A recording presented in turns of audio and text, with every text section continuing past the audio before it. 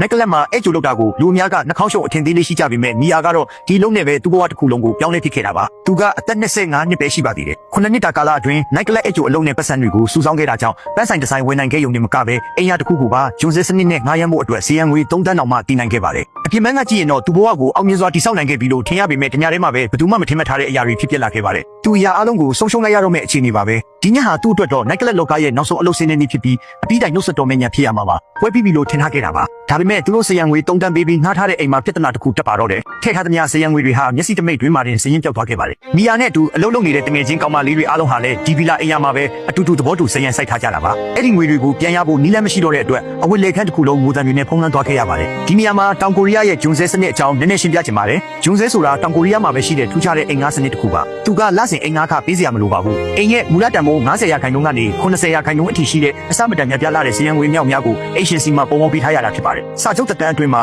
အိမ်ငါးခလုံးဝပေးစရာမလိုပဲအခမဲ့နေထိုင်ခွင့်ရပြီးစာချုပ်ပြီးလို့အိမ်ပြန်အပ်တဲ့အခါမှာအဲ့ဒီပေးထားရတဲ့စီယံငွေ100%လုံးကိုအိမ်ရှင်စီကနေပြန်ထုတ်ယူရတာပါဒါပေမဲ့ထောင်ချောက်ကပါလဲဆိုရင်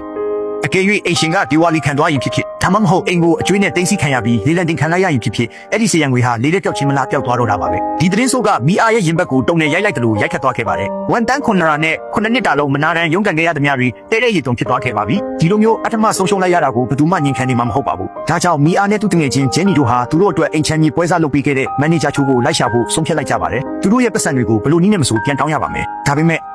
မန်နေဂျာချိုကရုတ်တရက်တည်ဆုံးသွားခဲ့ပါတယ်။သူတည်သွားတာမတည်သွားတာအဓိကမဟုတ်ပါဘူး။အကျွေးကအကျွေးပါပဲ။ဂျဲနီကစိတ်ရှည်လက်ရှည်စောင့်ဆိုင်တတ်တဲ့သူမဟုတ်ပါဘူး။နာရီပွဲမှာလူတွေဘလောက်ပဲရှိနေပါစေဘီယူမဆိုင်နိုင်တော့ပဲနာရီကူငွေပေါက်ထဲကပတ်စံတွေကိုပြောင်းကြစတင်လိုက်ပါတော့တယ်။ရဲမခေါ်ကြဘူးလားလို့မမေးပါနဲ့။ပတ်စံကိုဒီလိုအတင်းလူယူလိုက်တာကရဲခေါ်တာထက်ပုံမြန်လို့ပါ။ဂျဲနီကကူငွေတက်တာကိုရိုက်ခွဲလိုက်ပြီးမီအာကလည်းရသမျှပတ်စံတွေကိုသူ့အိတ်ထဲယူမှုအတင်းထိုးထည့်ခဲ့ပါတယ်။အဲ့ဒီအချိန်မှာတော့သူတို့နှစ်ယောက်လုံးတည်သူကိုလေးစားဖို့မပြောနဲ့ဝိညာဉ်တော်ကြောက်အားလန့်အားစိုက်ကြည့်နိုင်စရာအချိန်မရှိတော့ပါဘူး။ရသမျှပတ်စံနည်းနည်းကိုအသေးအတန်ပြန်လူယူဖို့ပဲလိုပါတော့တယ်။နောက်ဆုံးမှာတော့ပတ်စံအချို့ကိုယူဆောင်သွားနိုင်ခဲ့ပေမဲ့ဝန်တန်း900ဆိုတဲ့ပမာဏနဲ့ရှင်ရင်ဘာမှမဟုတ်သေးပါဘူး။ဒါဆိုနောက်ထပ်ဘာဆက်လုပ်ကြမလဲ။နိုက်ကလပ်အဲ့ကျိုအလုပ်ကိုပဲနောက်ထပ်9နှစ်ထပ်လုပ်ရတော့မှာလား။ရများနေရပါပြီ။အဲ့ဒီအချိန်မှာပဲဂျဲနီရဲ့ကောင်းတဲ့ကိုအကြံတစ်ခုရောက်လာခဲ့ပါတယ်။ဆုံးရှုံးသွားတဲ့ပတ်စံတွေကိုအချိန်တိုအတွင်းမြင်းမြန်းဆန်ဆန်ပြန်ရနိုင်မဲ့နည်းလမ်းတစ်ခုပေါ့။ဒါပေမဲ့ပတ်စံတွေအလွယ်တကူမြင်းမြန်းဆန်ဆန်ရမယ်လို့မလုံးပေးထားတဲ့ကြောင်ညာတွေဆိုတာရှေ့ကကြာရောက်ခဲ့တဲ့ထောင်ချောက်ထက်ပုံမကြီးမားတဲ့ထောင်ချောက်အစ်ဖြစ်နေတတ်တာများပါတယ်။နောက်တစ်နေ့မှာတော့မီအာစီကိုစတဆဝင်လာပါတယ်။သူ့ဘဏ်အကောင့်ထဲကနေဝန်တန်း100နှုတ်ယူသွားကြောင်းအကြောင်းကြားစာပါ။အဲ့ဒီပတ်စံဟာသူ့မှာကြန့်ရှိတော့တဲ့နောက်ဆုံးလက်ကျန်စုကြီးလေးဖြစ်ပါတယ်။ပို့ဆိုးတာက